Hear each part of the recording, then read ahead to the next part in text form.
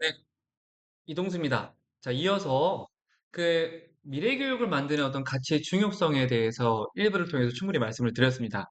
어떠한 가치가 그 사회를 지배하느냐가 더 중요하고 그 사회를 지배하는 가치에 따라서 기술이 만들어져야 되고 그 기술이 그러한 가치에 기반해서 학교에 접근해야 되지 않을까 하는 게 바로 제 일부에 통한 좀 이야기였던 것 같습니다. 두 번째 시간은요. 그렇다면 이제 과연 미래교육, 그러니까 OECD라고 하는 곳에서 만든 미래교육 속에 그 저변에 깔려있는 가치와 한국의 2022 개정 교육과정에서의 조금 추구하는 가치가 아마 비슷한 것 같은데 그러한 가치가 과연 학교에서 어떻게 작동할까에 대해 좀 이야기를 드리려고 합니다. 우선 미래교육은 더 좋은 사회를 만드는 일이라고 생각합니다.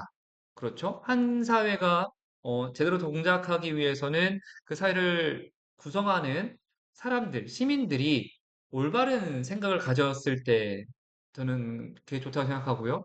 그러면 그러한 좋은 사람을 기르는 게 바로 학교와 교육의 역할인 것 같습니다. 그래서 이 OECD 2030 학습 나침반 2019년도에 OECD가 미래교육은 이래야 해라고 해서 제시한 학습 나침반이고 이 학습 나침반과 관련된 그 다큐멘터리 영상이 되게 많습니다. 그래서 유튜브에서 참고하시는 것도 좋은 것 같고요. 근데 중요한 것은 학습 나침반이 단지 이 나침반이 포인트가 아니고요. 나침반을 가지고 학생이 성찰과 예측과 행동하는 이 표현이 그러네요. 이 세 가지의 일련의 과정을 거쳐서 이 안에 있는 역량들이 키워지는 것이 사실 포인트인데 그 부분이 잘 좀 부각이 안 되더라고요. 즉, 학생은 어떠한 행동을 옮기기 전에 예측을 할 수 있어야 되고요. 그 예측은 성찰에 기반해서 나옵니다. 근데 그 성찰을 하려면 행동이 필요한 거죠. 그러니까 내가 새로운 가치를 만들어내거나 갈등과 딜레마를 조정하거나 책임의식을 가질 때는 분명히 이러한 성찰, 행동, 예측, 이러한 일련의 과정이 있었다는 것을 이 그림이 잘 말해주고 있습니다. 그래서 사실 가장 겉에 있는 이 성찰, 행동, 예측이 학습 나침반을 나침반스럽게 만드는 중요한 요인입니다. 그리고 동료와 공동체, 지역사회와의 어떤 협력이 중요하고 여기서 그 지원이라고 하는 의미 속에는 포용성이라고 하는 맥락이 담겨 있습니다. 즉, 우리 사회가 너를 너무나 존중하고 네가 성장할 수 있게, 성숙할 수 있게 우리는 이 모든 걸 다해서 도와줄 거야라고 하는 그런 느낌, 포용성이고요. 협력은 바로 다양성의 어떤 관점으로 보시면 될 것 같습니다. 그 다음에 이 OECD 학습 나침반을 바탕으로 해서 2022 개정 교육 과정에도 이 포용 이런 여러 용어들이 담겨 있어요. 다양성, 전 책무성보다는 책임성이라는 표현이 더 좋고요. 이러한 이야기들이 풀어가는 과정에서 어떠한 가치가 그 사회를 지배하고 그 학교를 지배해야 되는지에 대해서 일부에서 충분히 말씀을 드렸던 것 같습니다. 결론만 말씀드리면 다양성과 형평성, 바로 포용성이 지배하는 사회, 학교, 가정인 것 같습니다. 이러한 가치가 지배하는 사회와 학교의 이 배움의 모습을 한번 상상해 봤는데요. 저는 협동적인 배움이라고 생각합니다. 협동, 사회적인 행동을 의미하는 거죠. 사회적인 기술, 용서하거나 용서를 구하는 방법, 관계를 떠나서 정중하게 거절하는 방법, 모두가 환대받고 있다고 느끼는 방법들을 말합니다. 제가 이거를 특별히 이 자료에 링크를 걸어 놨습니다. 좀 더 구체적인 예시는 화면에 보시는 바와 같습니다. 이러한 사회적인 행동을 우리가 배우는 게 너무나 중요한 것 같은데 우리는 그 사회적인 행동에 대해서 잘 다루는 것 같지는 않습니다. 그래서 그 부분이 좀 사실 안타깝고요. 이러한 사회적인 행동을 하는 것이 바로 협동적인 의 모습이고요. 배움이라는 것은 이 평생학습 시대, 미래사회의 불확실성 때문에 우리가 계속해서 끊임없이 자기를 발전시켜 나가고 공부하는 것을 주저하지 않는 이 능력이 필요한 시대인데 이 OECD 학습 나침반과 2022 개정 교육 과정을 좀 자세히 들여다보니까 결국은 학습자의 이 주체성이 너무나 중요하다. 주체성. 내가 능동적이고 자율적인 하나의 주체로서 자기도 특성을 발휘할 수 있는 그 모습. 저는 그게 배움이라고 생각합니다. 누군가가 가르칠 테니까 너 따라와. 이게 아니고요. 그러면 이 배움의 모습 속에는 자기 관리와 호기심, 흥미를 느끼게 하는 것. 이 두 가지가 되게 중요한 또 요소인 것 같습니다. 근데 아무튼 오늘 강의의 핵심은 이게 아니기 때문에 이 협동적인 배움이 되게 중요한 것 같은데 제가 만났던 선생님들 중에 강부미 선생님이라고 계시는데 우리 광주에 계신 초등학교 교사이시고요. 그 선생님의 책 가르침을 멈춘 이 배움이었다. 이 책에 있는 내용을 기초해서 강부미 선생님께서 이러한 식의 그림으로 배움에 대해서 표현해 주셨습니다. 너무 인상적이어서 선생님들과 같이 또 나누고 싶습니다. 협동적인 배움이라는 건 활동이 있어야 되고요. 이 활동은 질문을 품고 있습니다. 이 협동적인 배움을 하기 위한 조건은 듣기가 되어야 되겠죠. 듣기. 근데 듣기는 들음으로 인해서 또 질문을 만들어가는 어떤 기본적인 요소이고요. 협동적인 배움을 하기 위한 그 배움의 방법은 바로 탐구입니다. 그리고 탐구한 내용을 자신의 언어로 표현하는 것도 중요하죠. 그러면은 이 듣기와 표현, 그리고 질문의 또 다른 이름은 대화인데 이걸 통해서 바로 관계가 만들어지는 거죠. 결국은 협동적인 배움은 우리 교실 안에서 교사와 학생의 관계, 학생과 학생의 관계를 만드는 그 작업이라고 보시면 될 것 같습니다. 주객이 전도되지 않은 정말 진정한 배움의 모습을 말씀해 주신 것 같아요. 즉, 가르쳐야 될 내용이 위에 있는 게 아니고요. 가르쳐야 될 내용을 가지고 학생과 학생, 교사와 학생이 서로 상호 교환, 상호 교류하는 모습의 어떤 교실 모습이 그려집니다. 미래 교육은 진정한 배움을 회복하는 길이라고도 저는 생각을 합니다. 그래서 이 내용이 우리 협동적인 배움을 꿈꾸는 우리 선생님들에게 조금 인사이트를 줬으면 좋겠다고 생각해서 좀 집어넣어 봤습니다. 그러면 그 협동적인 배움에는 미래 사회에 필요한 6가지의 이 C가 있습니다. 인성, 창의성, 융합, 비판적인 사고, 그 다음에 컴퓨팅적 사고, 개념적 지식. 이 모든 것들이 녹아나 있는 모습이 바로 6C가 담겨 있는 모습이 바로 그 협동적인 배움의 모습인 것 같습니다. 또 그렇게 만들어내야 되는 게 우리의 역할이기도 하죠. 그러면은 협동적인 배움의 모습을 제가 한 두 가지로만 좀 예시를 들어볼 텐데요. 여기 있는 것은 우리 학생들의 모습입니다. 모둠 수업하는 장면이고요. 여기는 우리 과학 선생님의 수업인데 좀 이 부분 빨리 넘어가서 좀 보여드리면 과학 선생님의 수업에는 이러한 내용들이 있습니다. 과학 수업을요. 과학의 핵심 개념들을 시로 표현하는 활동입니다. 우리 과거에 그 도깨비라고 하는 드라마에서 중력처럼 뭐 너가 다가왔다 이런 식의 어떤 시가 있었잖아요. 여기 있는 과학 선생님도 과학의 핵심 개념을 시로 표현하는 활동을 합니다. 그래서 아이들이 쓴 시를 잠깐 보여드리면 요거입니다. 온 우주의 폭발이 모두 우리를 위하였던 것처럼 모두 우리를 위해 일어났던 두 남녀의 어떤 사랑 이야기를 담고 있는 시이고요. 우리 고등학교 1학년 아이들이 쓴 시 중에서 정말 좋은 시 하나 한 편 갖고 와봤습니다. 그러니까 교육이라는 게 과연 뭘까를 고민해 보셨을 때 핵심은요. 에듀테크니 디지털 기술이니 인공지능이 아니라 이거를 이 선생님께서 평소 하시는 수업의 그 느낌, 평소 하시는 수업의 그 속도, 평소 하시던 수업의 그 철학을 구현해낼 수 있는 도구로 쓰셨다는 거에 저는 포인트를 맞추고 싶습니다. 절대 수업에서 핵심은 에듀테크가 아닙니다. 자, GPT를 써서 우리 뭘 만들어보자 이게 아니라요. 난 오늘 이걸 해야 되는데 이거를 조금 더 효과적으로 잘하기 위해서 이러한 기술을 쓸 거야. 비슷한 느낌인 것 같지만 교사의 철학이 더 선행이 돼야 되는 걸 강조드리고 싶습니다. 그래서 내가 어떠한 철학이 분명하지 않은 상황에서 이런 기술을 만났을 때 교사들은 아, 이거 주저하고 뭐 나한테 맞을까? 혹은 써봤다가 이 도구를 써보고 이 기술을 써봤는데 안 맞으니까 아예 안 쓰는 상황들도 종종 발생하지요. 그래서 교사의 교육 철학을 세우는 게 더 중요하고 그 교육 철학이라는 것은 결국 뭐냐면 사람과 사람이 만나는 현장에서 내가 내 과학적 지식을 아이들에게 어떻게 알려줄까에 대한 그 철학, 교육의 본질을 고민하는 거인 것 같습니다. 그래서 사람 사이의 관계를 만들기 위해서 우리 같이 한번 기술을 써봅시다. 그러한 교사가 되었으면 좋겠습니다. 그래서 교사인 우리부터요. 우리 아이들에게 자, 모둠 수업을 해볼 거니까 자, 모둠 활동 한번 해봐. 이렇게 지시하는 사람 말고요. 같이 해보자.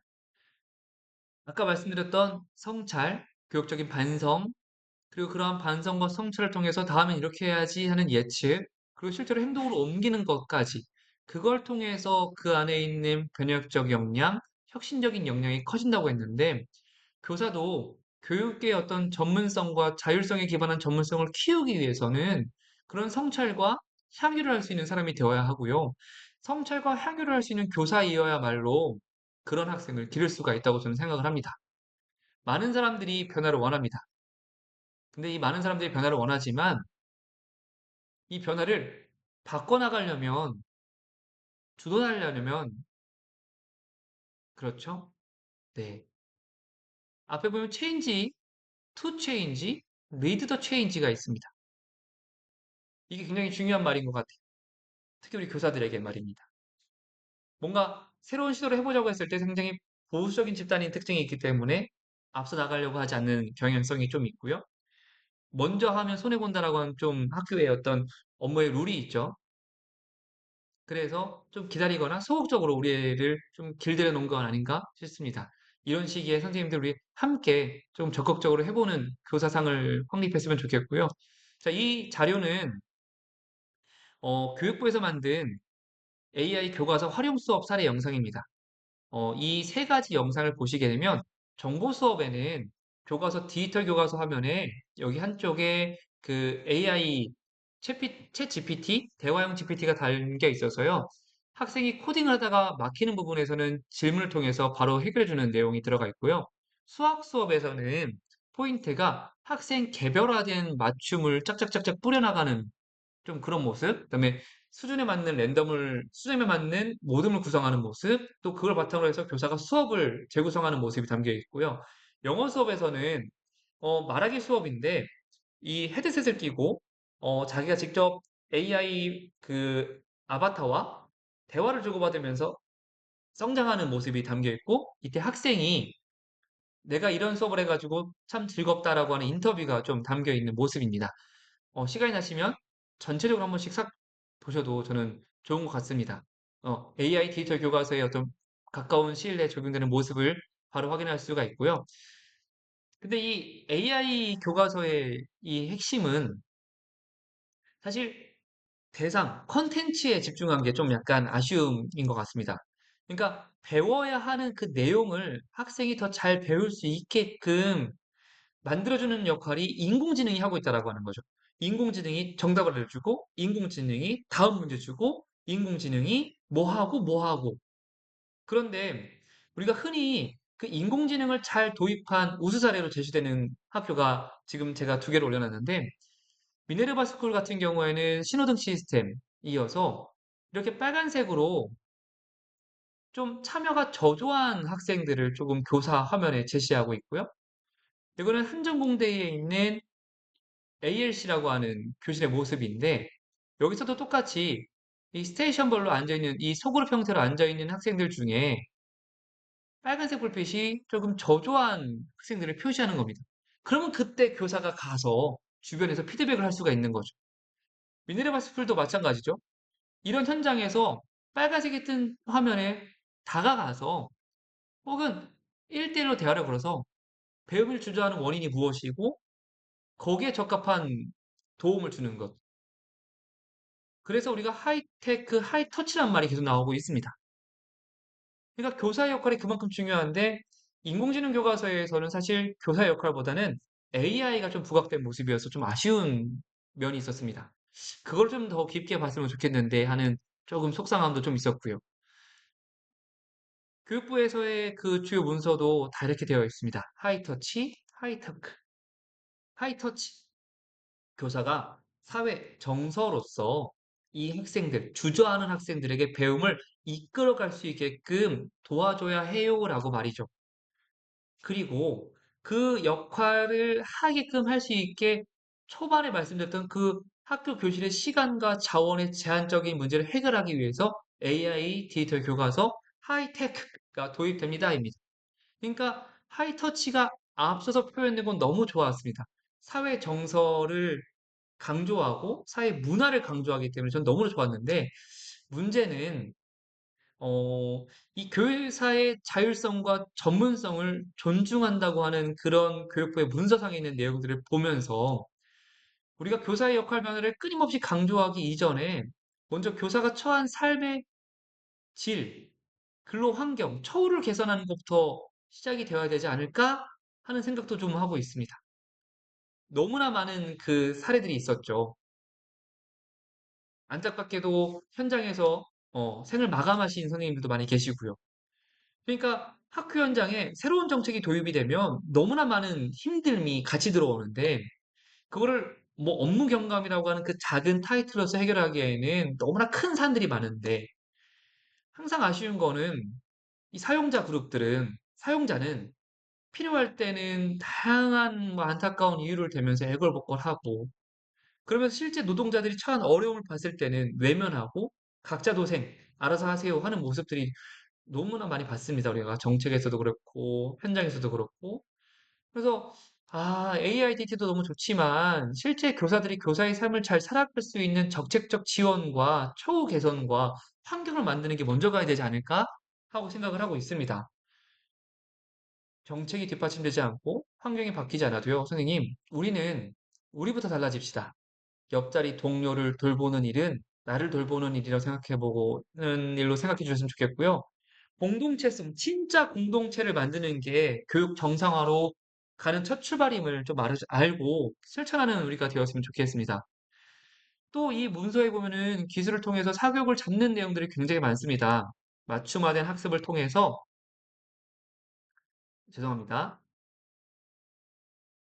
맞춤화된 개인별 그런 학습 기회를 통해 가지고요. 학생 개개인별로 이 적절한 AI 피드백이 가기 때문에 이 아이가 성취할 수 있는 성공의 경험이 많아진다. 그러니 사교육 없이도 너는 학교 교육만으로 충분히 네가 너의 수준에 맞는 이런 서비스가 갈 수 있어라고 얘기를 하는데 동의하시는지 좀 묻고 싶습니다.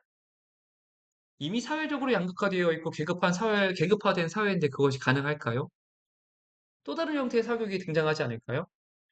요즘 온라인 검색 잘 해보시면 느끼겠지만 AI 세특 관리, AI 교과 세특 이런 식으로 AI 대입, AI 컨설팅 이미 인공지능 기술을 가지고 사교육 시장에서 더 앞서 나가고 있는 상황인데 공교육이 이제 들어가는 이 마당에 이 격차를 추격하기 과연 가능할까? 계급화된 사회에서 돈이 많은 자들이 그래 동등하게 교육받자 하고 가만히 있을까? 역사에서 우리는 그죠? 학령 인구는 줄고 있는데 아이러니하게도 사교육비는 증가하고 있습니다. 무슨 뜻일까요? 하위계층 아이들이 사교육을 지금 더 많이 할까요? 아니죠. 상위계층의 친구들의 사교육 수준이 더 올라간다고 하는 거죠. 코로나 때도 우리는 이미 그것을 봐왔기 때문에 이 부분은 사실 많은 경계가 필요합니다. 자, 여기 있는 슬라이드서부터는 과거 교육과 미래 교육을 비교한 내용인데요. 선생님들께 좀 도움이 되었으면 하는 내용으로 좀 제가 집어넣어 봤으니 한번 읽어보시면 충분히 이해가 되실 것 같고요. 출처도 같이 집어넣어 놨습니다. 계속 오늘 말씀드렸던 내용입니다. 인터레그넘, 과도기, 혼란기. 그러니까 기준이 사라진 시대라고 표현하고 싶습니다. 지식과 역량, 학교 교육이 2015 개정교육과정 이후에 역량이라는 키워드가 계속 우리 사회를 지배하고 있는데, 우리 교육을 지배하고 있는데, 사실 배경 지식이 풍부할 때 창의적 사고가 가능하다라고 하는 연구 결과가 되게 많아요. 그러면 그런 맥락에서 봤을 때 과연 역량이라는 것에 그 기초가 되는 지식, 탄탄한 기초 지식, 기본 지식이 베이스가 깔려 있지 않으면 역량은 되지 않습니다. 근데 마치 지식이 조금 무뎌진 칼날이고 역량은 아주 아주 중요한 것처럼 표현이 되다 보니 다양한 활동 중심으로 가는 현재 학교의 모습이 또 안타까울 때도 있고요. 전통과 혁신, 경륜이 풍부한 선생님들의 지혜와 빠릿빠릿한 선생님들이 이 새로움에 능한 선생님들이 같이 어우러져서 엄청난 시너지를 내는 것들을 우리는 경험을 했습니다. 저 같은 경우는 특히 코로나19 때 그것을 많이 경험을 했습니다. 그럼 이 두 가지가 한데 어우러져야 되는데 이분법적으로 갈리고 있는 이 사회적인 시스템, 학교 교육의 시스템, 어떤 갈등을 만들어내는 어떤 이 구조, 정책, 역량은 아니죠. 이 연수의 흐름, 아날로그와 디지털. 책 한 권 한 권을 정말 아름답게 한 장 한 장 한 장 이렇게 넘겨가는 이 손으로 넘겨가는 이 힘.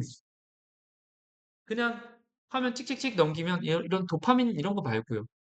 그리고 내가 읽은 책들을 다른 사람들과 더 쉽게 더 많은 사람들과 공유할 수 있는 디지털 도구. 같이 어우러져야 되지 않을까요? 자율과 책임. 우리가 미래 사회에 필요한 학생들은 아까도 말씀드렸지만 능동적이고요. 자율적인 자기 주도적인 주체이라고 계속 얘기하고 있습니다. 근데 이 능동적이고 자율적인 이런 사람들에게 고교학점제를 통해서 해봐. 선택할 수 있게 열어줄게라고 해놓는데 사실 여전히 학교 현장은 많은 칸막이가 좀 막혀져 있고요. 뭐 공강 시간이라는 것도 아마 아시는 분들 계시겠지만 그 공강 시간마저도 좀 자유롭게 운영되는 학교도 있는 한가 한편 여전히 관리 교사가 있고 학생들을 한 곳에 몰아놓고 자습을 시키거나 하는 정말 공강이 공강답지 않게 쓰이는 현장들도 좀 있습니다. 이론과 실천, 우리가 말한 대로 가르치고요. 가르친 대로 살아가는 교사의 삶을 만들었으면 좋겠고요. 자유와 엄격함. 네. 이것 말고도 말할 게 너무나 많습니다. 그런데 우리 사회의 지금 현재의 분위기가 기준이 사라져간 이런 과도기에 있기 때문에 마치 이것은 옳고 이것은 좀 그르다. 이런 식으로 좀 안 봤으면 좋겠습니다, 선생님들. 흑백 논리가 아니고요. 이 두 가지를 모두 잘 섞어서 더 좋은 학교 교육을 만들었으면 좋겠고요. 디지털 세상의 명과 암에 대해서 좀 말씀을 드릴 건데요. 이번 챕터에서는 디지털 기술이 과연 정말 좋은가? 좋죠. 아주 좋은데요. 그 뒤에 숨어 있는 무서움들, 어려움들에 대해서 좀 이야기를 나눠보도록 하겠습니다. 이 이야기는 이제 3부에서 계속 이어가도록 해보겠습니다.